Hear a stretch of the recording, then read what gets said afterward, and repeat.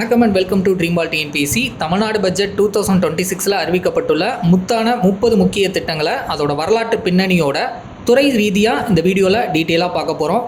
முதலாவதாக கல்வி மற்றும் உயர்கல்வித்துறை சார்பான அறிவிப்புகள்.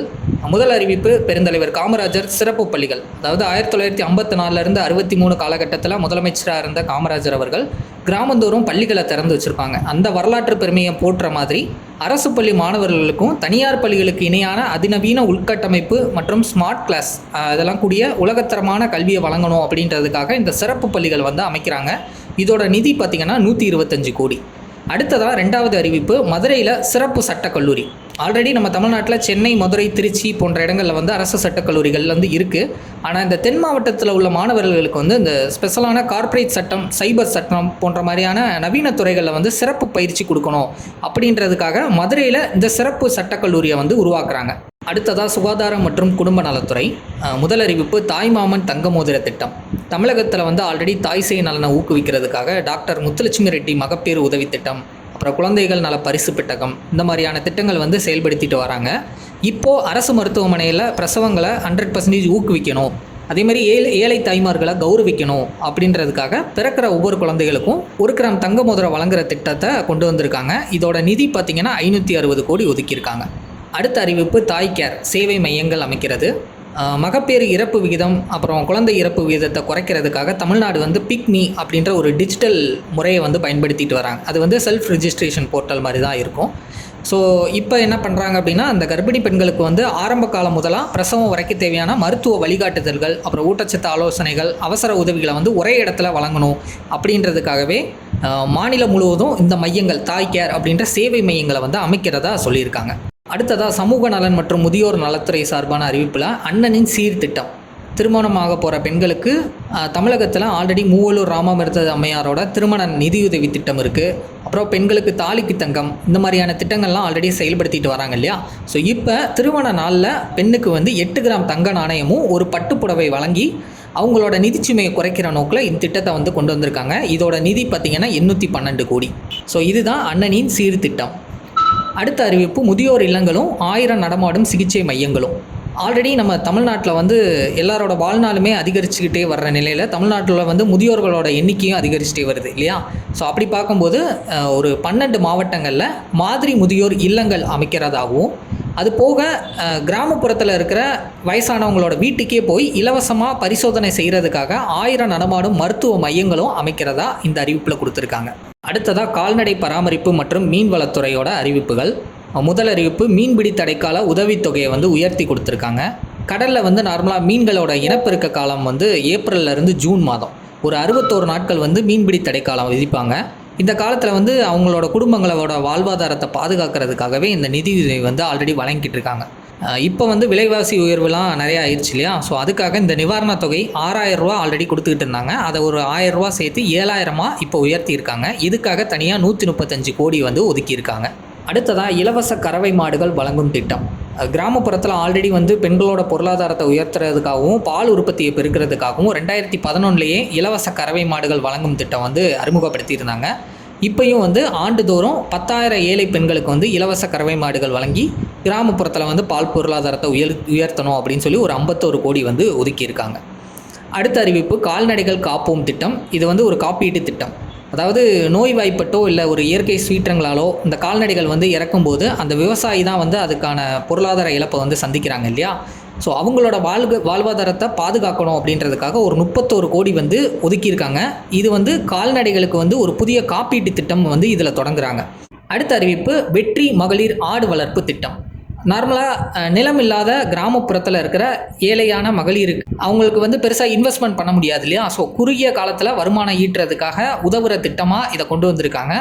இந்த திட்டத்தின் மூலமாக 30,000 ஏழை பெண்களுக்கு தலா 5 ஆடுகள் வீதம் அவங்களுக்கு கொடுத்து அவங்கள சுயசார்பு உடையவர்களாக மாற்றுறதே இதோட நோக்கமாக சொல்லியிருக்காங்க. ஸோ வெற்றி மகளிர் ஆடு வளர்ப்பு திட்டம் புதிய திட்டம், நோட் பண்ணிக்கோங்க. அடுத்ததான் நீர்வளத்துறை மற்றும் சுற்றுச்சூழல் அறிக்கைகள் என்னென்ன அப்படின்னா, சென்னை கூவம் அடையாறு ஆறுகள் சீரமைப்பு. ஒரு காலத்தில் சென்னை மக்களோட குடிநீர் ஆதாரமாகவும் படகு போக்குவரத்துக்கும் பயன்பட்ட கூவம் இப்போ நகரமயமாதல் காரணமாக கழிவுநீர் வடிகால் மாதிரி யூஸ் பண்ணிகிட்டு இருக்காங்க இல்லையா. ஸோ இந்த ஆற்றங்கரைகள் எல்லாமே உலகத்தரத்தில் மறுசீரமைப்பு பண்ணணும், இந்த கழிவுநீர் கலக்கிறதெல்லாம் தடுத்து சென்னையோட புதிய அடையாளமாக மாற்றணும் அப்படின்றதுக்காக இந்த திட்டம் கொண்டு வந்திருக்காங்க. இது வரவேற்கக்கூடிய திட்டம் தான். அடுத்ததாக மனித வனவிலங்கு மோதல் தடுப்பு திட்டம். காடுகள் வந்து சுருங்கிட்டே போகுது, வனவிலங்குகளோட எண்ணிக்கை அதிகரிச்சிட்டே இருக்குது.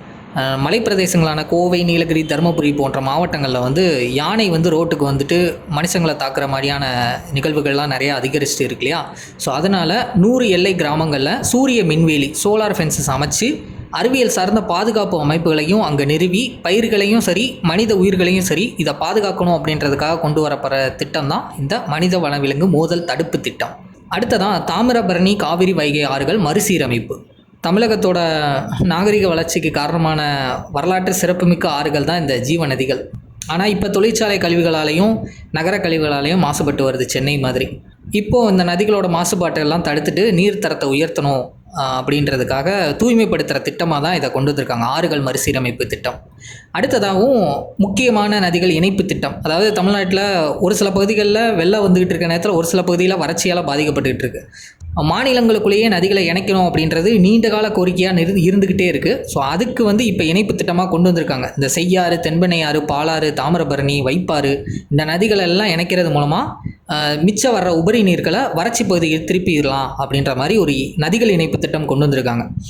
அடுத்ததாக காவிரி கொள்ளிடம் தடுப்பணைகள் கட்டுமானம். நார்மலாக மழைக்காலத்தில் வந்து காவிரி கொள்ளிடத்தில் வந்து உபரி நீர் வந்து பெருக்கடத்தில் ஓடி கடலில் போய் வீணாக கலக்குது இல்லையா. அங்கே வந்து தடுப்பணைகள் வேணும் அப்படின்னு சொல்லி நீண்ட காலமாகவே கோரிக்கை வச்சுட்டே இருக்காங்க.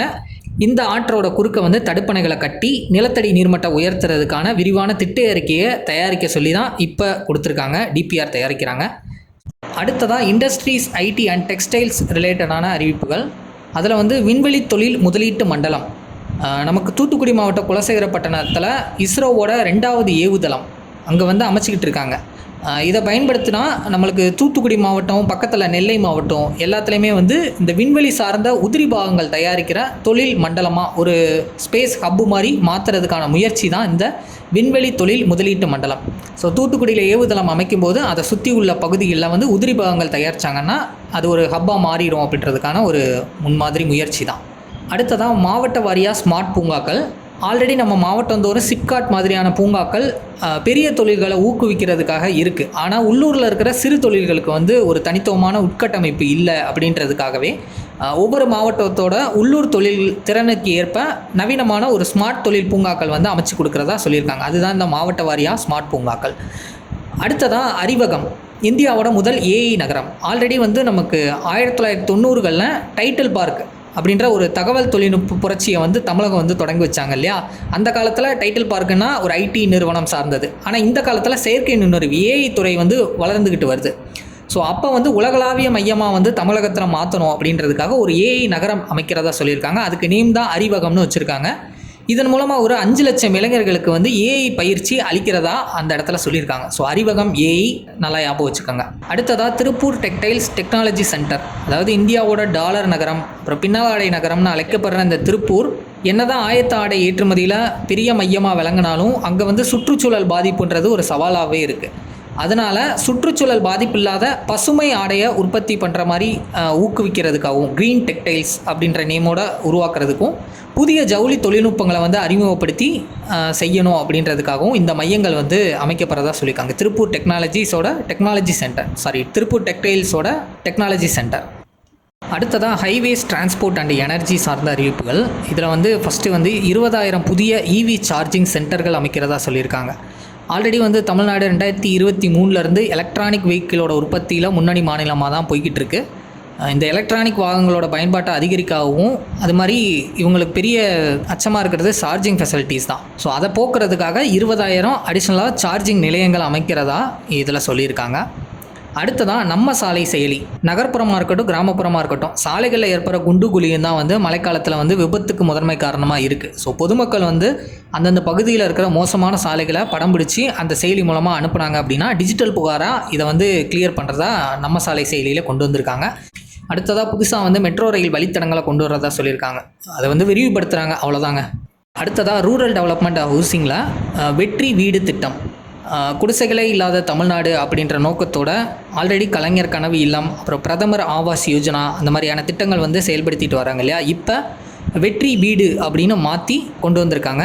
இதில் கட்டுமான பொருள்களோட விலை உயர்வை கருத்தில் வச்சு வீட்டிற்கான மானியத் தொகை வந்து 3.10 லட்சம் ஆல்ரெடி கொடுத்துட்டு இருந்தாங்க. இப்போ 5 லட்சமாக உயர்த்தியிருக்காங்க. அதாவது வெற்றி வீடு திட்டத்தோட அலகு தொகை எவ்வளோ அப்படின்னா 5 லட்சம். அடுத்ததான் அக்ரிகல்ச்சர் அண்டு ஃபார்மர்ஸ் ரிலேட்டடாக பார்க்குறதுனா தமிழ்நாடு பனை மேம்பாட்டுக் கழகம்.